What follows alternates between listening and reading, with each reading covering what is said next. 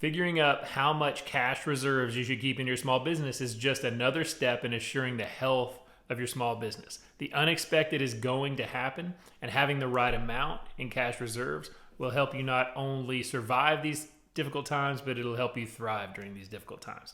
So one thing to differentiate is the difference in working capital and cash reserves.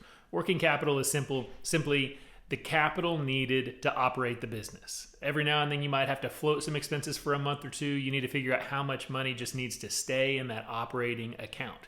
And a completely separate account should be your cash reserves. This is money set aside for when the unexpected happens, and we all know that at some point it's going to happen. Through some potential risks to your company, do you have equipment that you rely upon that could fail at any given time, and all of a sudden your business would be at risk if you can't replace it?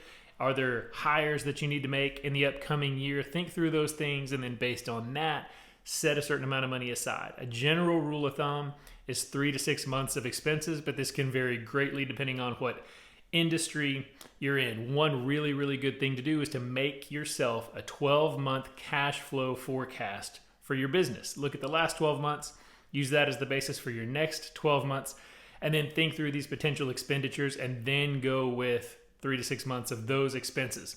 Another thing to remember is this does not have to necessarily be cash sitting in an account. This can just be access to capital. This could be access to a business line of credit. Maybe it's a HELOC if your business is really new and that's you want to utilize the potential equity that you have in your home if that scenario arises. So think through these steps as you're trying to figure out how much cash to hold in reserves. Your small business will thank you.